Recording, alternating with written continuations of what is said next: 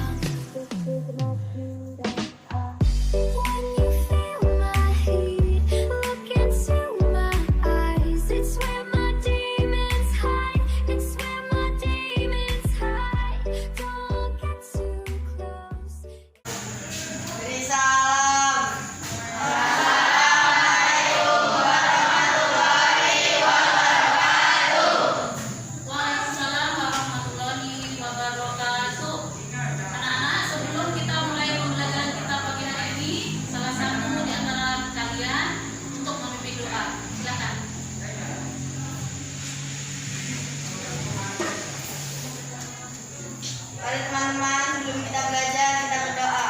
Doa mulai.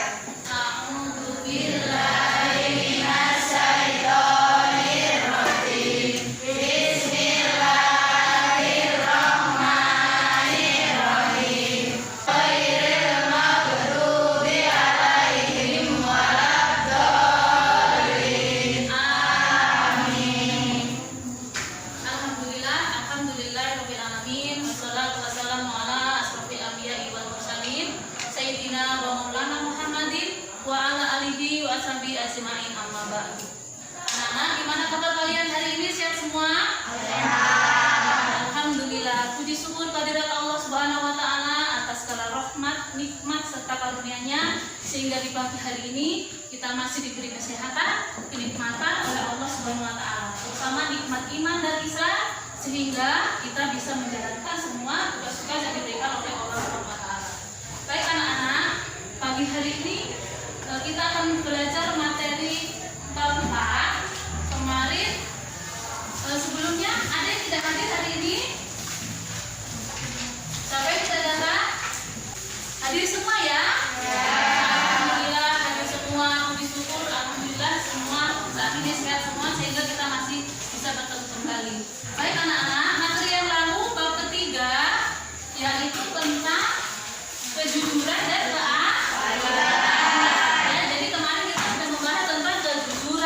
keadilan. Pada hari ini kita akan membahas bab 4. Masih ingat apa arti jujur?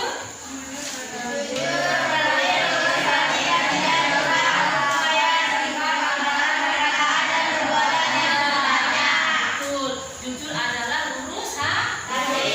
Kemudian kalau adil apa artinya?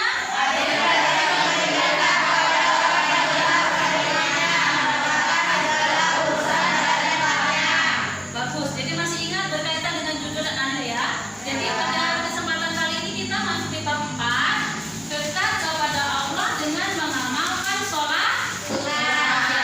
Boleh diperhatikan di slide ini. Jadi materi tentang dekat kepada Allah dengan mengamalkan sholat sunnah. Ini kompetensi intinya di sini. Kemudian kompetensi dasar dari faktor pencapaian kompetensi ada dilihat di situ. Kemudian tujuan dari pembelajaran kita hari ini berkaitan dengan dekat kepada Allah dengan mengamalkan sholat sunnah. Yang pertama tujuan pembelajarannya adalah dengan setelah mengikuti proses pembelajaran ini maka kalian diharapkan dapat yang A melaksanakan sholat sunnah dengan baik. Kemudian B dapat menjelaskan macam-macam sholat sunnah secara berjamaah. Kemudian yang D menunjukkan perilaku peduli gotong royong sebagai implementasi pemahaman sholat sunnah berjamaah dan munfarid. E mengidentifikasi dalil nahli, ketentuan, tata cara dan manfaat sholat sunnah berjamaah dari berbagai literatur. F mengelompokkan macam-macam sholat sunnah yang dikerjakan secara berjamaah. G menjelaskan dalil nahli, ketentuan, tata cara dan manfaat sholat sunnah berjamaah dan munfarid. Dan yang terakhir adalah mendemonstrasikan praktek sholat sunnah berjamaah.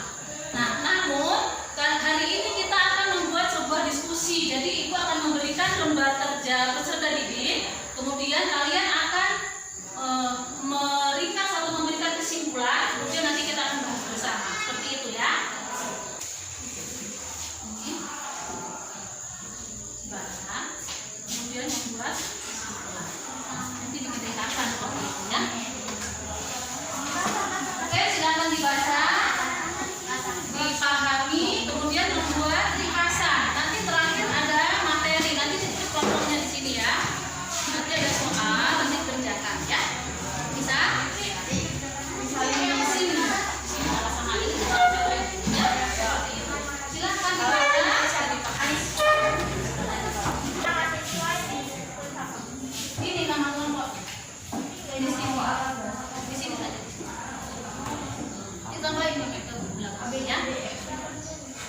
Siapa saja.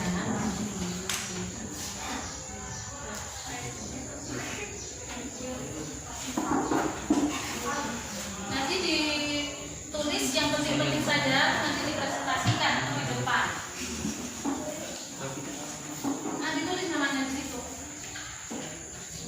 Nah, tulis nama nomor 1 sampai di bawahnya. Tulis namanya di situ. Ya, ada tulis namanya di sini. Panjang boleh. Bu, waktunya Waktunya nggak usah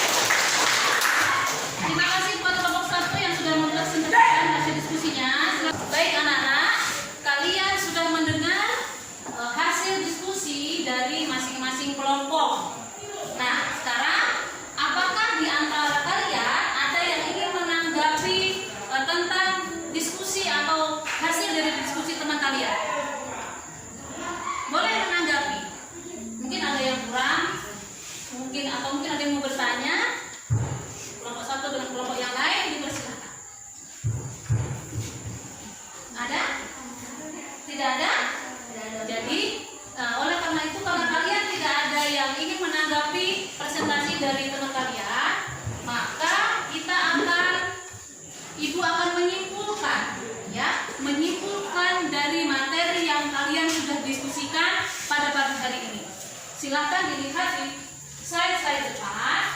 Jadi yang kita bahas hari ini adalah tentang bab 4, yaitu dekat kepada Allah dengan mengamalkan sholat sunnah. Ya, jadi di sini yang pertama adalah pengertian sholat sunnah. Sholat sunnah adalah sholat yang dikerjakan di luar sholat yang difardukan, yaitu sholat sunnah yang dapat dikerjakan dengan berjamaah. Ada pula yang dikerjakan secara sendirian atau munfarid. Ya, selanjutnya sholat sunnah berjamaah. Adapun pengertian dari sholat sunnah berjamaah adalah sholat yang dikerjakan secara bersamaan bersama salah satu menjadi imam dan yang lain menjadi makmum dengan syarat yang telah ditentukan. Sholat sunnah yang dikerjakan secara berjamaah misalnya apa saja?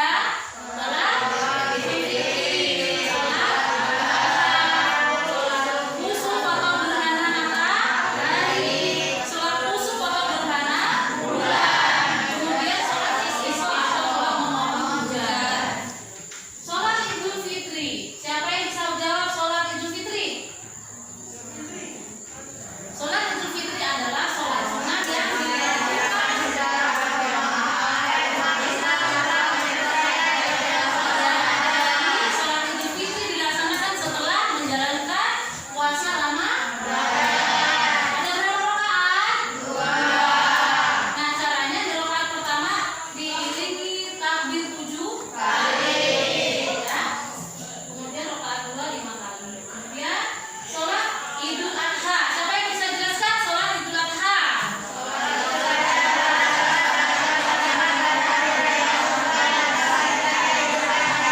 Ya, jadi sholat yang dilaksanakan pada hari raya Kurban. Tanggal berapa? 10 dengan pelaksanaan rangkaian ibadah haji di Tanah Suci. Caranya seperti apa? Caranya sama seperti sholat Idul Fitri. Yang membedakan hanya kepada niyatnya. Ya. Yang ketiga sholat khusuf atau gerhana matahari. Coba lagi baca pengertian itu apa? Sholat sunnah yang dilaksanakan ketika terjadi gerhana matahari. Ya, jadi sholat khusuf atau gerhana matahari adalah sholat sunnah yang dilaksanakan ketika terjadi gerhana matahari. Pernah? Sudah pernah sholat khusuf? Belum. Ibu-ibu juga belum. Ibu belum pernah melaksanakan sholat gerhana matahari karena kita jarang terjadi namanya gerhana matahari, makanya kita jarang melakukan. Tetapi apabila suatu saat terjadi seperti itu maka disunahkan atau sholat itu sangat dianjurkan, ya. Kemudian yang keempat, sholat khusuf atau gerhana bulan. Ya, siapa yang bisa jelaskan sholat gerhana bulan? Sholat sunnah yang dilaksanakan ketika terjadinya peristiwa gerhana bulan. Ya, jadi sholat gerhana bulan adalah sholat sunnah yang dilakukan ketika terjadi gerhana bulan. Hukumnya sama, sunnah muakkad. Apabila terjadi gerhana bulan, kita dianjurkan oleh Allah untuk melaksanakan sholat khusuf itu tadi. Yang terakhir, sholat istisqa. Apa pengertiannya?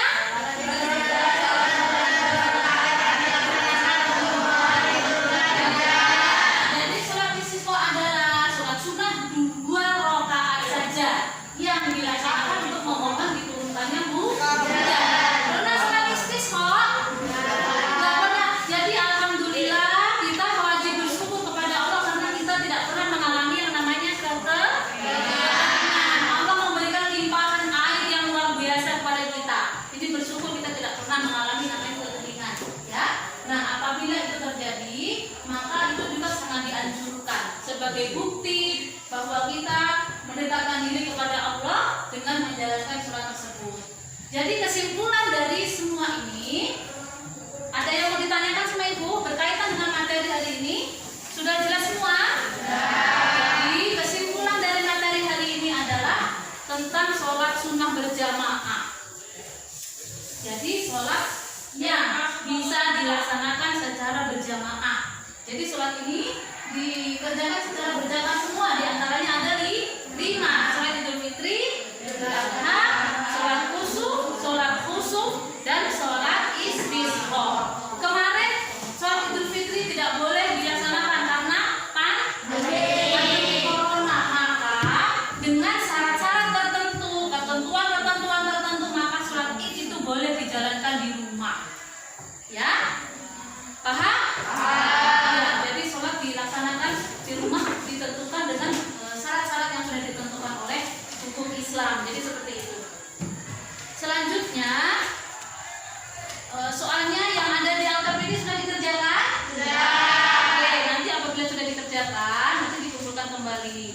Kemudian anak-anak,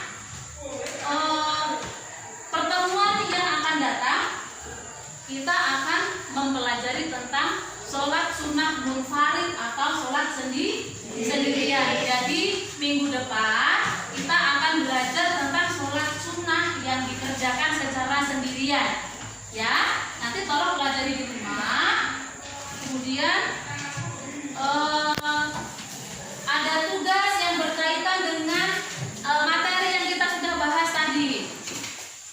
Tugasnya kerjakan uji kompetensi di lembar kerja siswa, uji kompetensi nomor 1 sampai 10. Dikumpulkan minggu depan. Uji kompetensi bab 4 nomor 1 sampai 10 saja. Iya.